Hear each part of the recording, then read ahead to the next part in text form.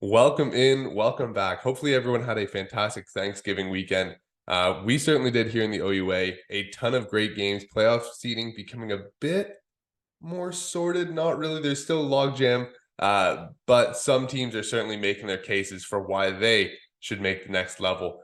McMaster, Waterloo, we'll start there on the Friday. All I really have to say, stand up Mac defense. Anthony Miller, 24-yard touchdown on the first drive. Outside of that, he netted a total of 15 yards. This is for a guy who was, I believe, just around 200 the last game. The rushing attack for Waterloo was stifled.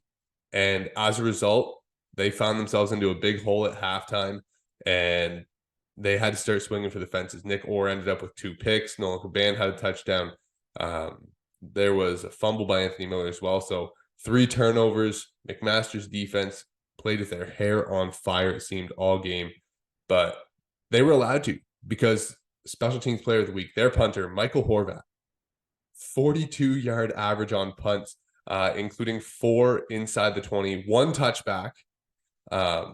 So he almost had 5 inside the 20. That's an insane stat line for him. He also contributed kicking some field goals for them, but on the offensive side for McMaster, no Keegan Hall. I guess he was injured. They'd put him on the roster as kind of some gamesmanship, I'd say. But Stefan Narancic played. He ended up getting hurt, so their third string quarterback, Luke Thalman, had to play the chunk of the game. He ended up throwing a nice touchdown, but for this team, it was all about them just controlling the pace of play, winning the field position battle, and letting their defense take control, especially once they found themselves up at half. There wasn't a whole lot left to do. For Mac, though, this puts them in kind of an awkward situation here, as now both teams have 2 wins. Carleton's got 2 wins. Toronto's got 2 wins.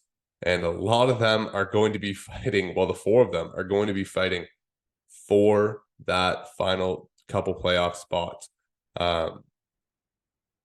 There's 1 left for 4 teams, and they've all got the same record. Obviously, Carleton has beaten Toronto. Toronto has beaten Mac.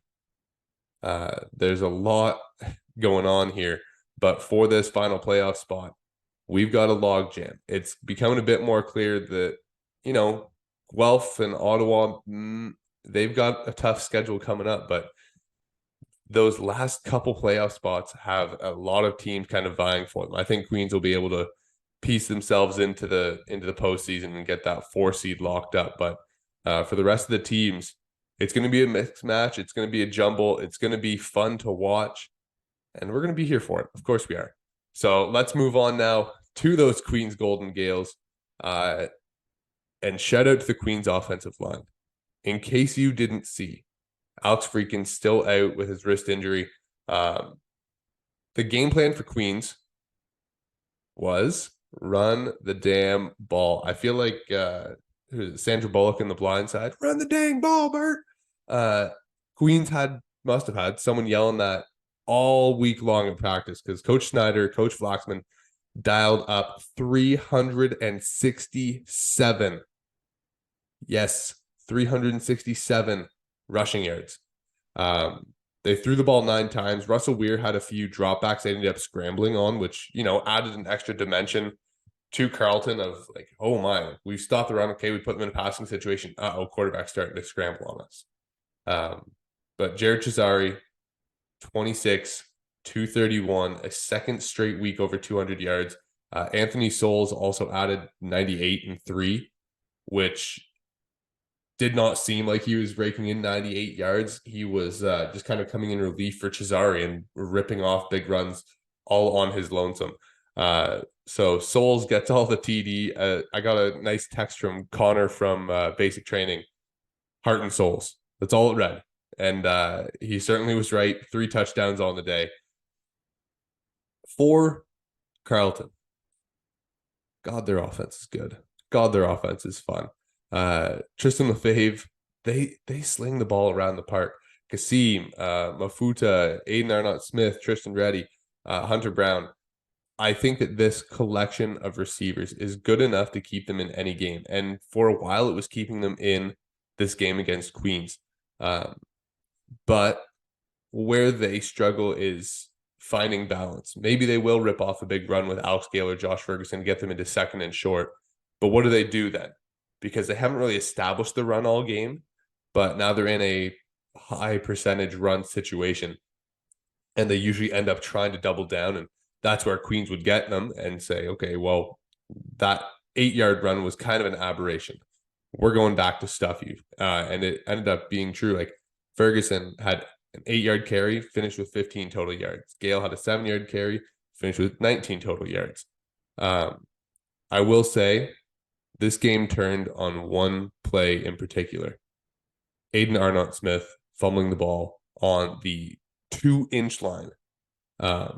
They were going to be in position for a field goal. It would have been a Ronaldo's sneak touchdown, I'm sure of it. But at that point, it would have been a real close game. Carleton's defense was playing well at the time. And that really just kind of pushed them into the back end of this game, saying like, yeah, Queens, we're gonna take control of this. I will say for Queens defense, Saucy Bear came back, limited snaps. But when he was in there on key pass rush situations, oh my gosh, you could tell. I know I was on the sideline sitting there going, are we gonna give an extra guy to block him? Because he is a freak. And the rest of the D linemen played fantastic. Darian Newell back, obviously didn't dress last week, but 5.5 tackles, a sack, 2.5 TFLs, one of which was the biggest TFL I have seen. He came through pretty much scot-free off the line against the inside zone play. So this Queens defense, I've mentioned it before. Oliver Mwembi had another big sack as well, but this Queens defense has become the lifeline of this team with the Alex Freakin injury. They have really made it a difficult team to move the ball on. And when you can't move the ball, you can't sustain any drives, your defense starts to get tired. And that plays right into Cesare and Souls hammering away for 30 plus carries in a game. So for Queens, I said to Coach Schneider after the game, I don't think I want to be a team with you guys on their schedule coming into this backstretch, because they are physical, they are hitting their stride, and they're playing fantastic defense. Queens 35, Carleton 16, gives them the head-to-head, gives them the leg up as they come down the backstretch here, going against Ottawa and Guelph, two teams that are right behind them in the standings. So Queens, with the momentum, with the build, are going to have a tough stretch, but I think they've got it. Third game in a row, my Toronto Varsity Blues. Yes, that is right. York Lions not taking home the Argo Cup for another year. 57-3. 40-0 at halftime. Luca Ponte had a huge pick six. Jake Oseen had a pair of touchdowns. Scott Barnett, I thought, played a really good game. They went with him again. 2 incompletions on the day. Just so happened they also had to be picks. So a really solid day from Scott Barnett, but I believe the picks were after they would already blown it out. I was at the Queens game for this one, so I was just kind of following along. I had full confidence in the Blues to reel this one back. But for York, same problem. Malchus Zalunga had a great day. 100 plus total yards, 87 through the air, 25 on the ground. But 3 interceptions, a fumble, a couple sacks taken. The negative plays have really killed this team, because it's not like, oh, they get a pick and they have a chance to drive again. It was no. Luca Ponte's got a 45-yard pick six. Braden Parker to 64-yard one. So I think with this team, it was snowballing really early for them. Luca Ponte, obviously defensive player of the week, but Not going to spend too much time on this one. Toronto 57, York 3. Toronto seems to be liking what they have with Scott Barnett right now. I'm expecting them to kind of ride this one into the back end of the season and just kind of fight for that last playoff spot. They're going to have a tough setup to get to that, but we'll see as we get going. Final game now for the weekend. A short week as we just had the one extra game. Laurier, Ottawa. If you haven't seen it by now, holy crap, Raiden Thorne. I'll lay it in so you guys can see.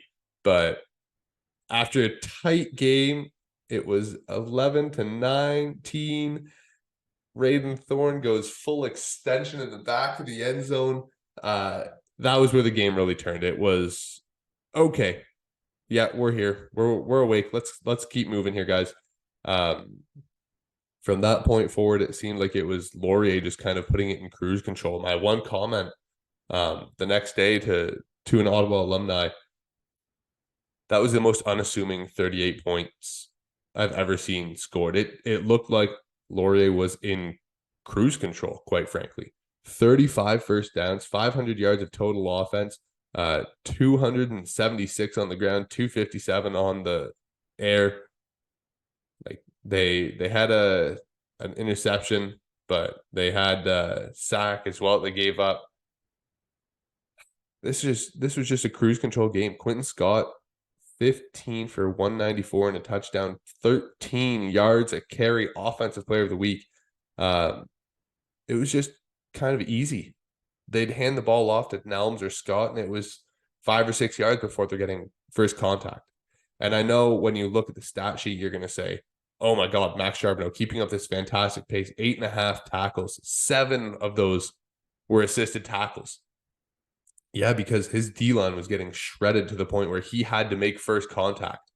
And if you've ever seen Quentin Scott, which I'm sure most of you have being OUA football fans, not the kind of guy you can bring down with one tackler. So yeah, when Max Charbonneau gets hit, there's got to be a lot of guys rallying to it because he skates on and he keeps gliding through the box. And this is a really good game from the Laurier offense and showed why they can kind of dominate teams here in the OUA. Yeah, they lost time of possession, but they ran for 200 yards. They had big plays in the passing game. Elgersma had a couple rushes for first downs as well, 2 obviously rushing touchdowns off the goal line. But no, I think that this Ottawa team with Josh Jansen, like I'd mentioned last week, they have found that added passing attack, and it's making this team kind of hit not where their full potential was at the start of the year, but where they should be around, considering they have a backup quarterback instead of Ben Miracle. Jansen, 2 touchdowns, 233, but it's allowing teams to play them honestly and gives Amaclar Polk and that offensive line a light box to deal with. 112 and a touchdown on the ground for him again. They've got the playmakers outside. They've got a really strong defense. Transfer in Tolu Ahmed now back and playing. TK is still out there. Cumberbatch is out there. Both of them, that is. This team has DBs to burn. They have speed to burn on the back end. And when they can control and get up on teams, it's going to be tough for people to move the ball on them. It was just that missing element of the passing game that had kind of hurt them early on in the year when they were trying to sort out what to do without Ben Miracle. But that's all for this week. Next week, we got a full 5 slate of games. There's some good ones in here, including Windsor at Laurier. I will be bringing those to you guys as we get closer to the day, so stay tuned for that. If you want to catch these games, make sure you head to OUA.tv. The games are there on demand if you missed them because you're doing some kind of family outing. But stay tuned, stay ready, because the OUA playoffs are a couple weeks away.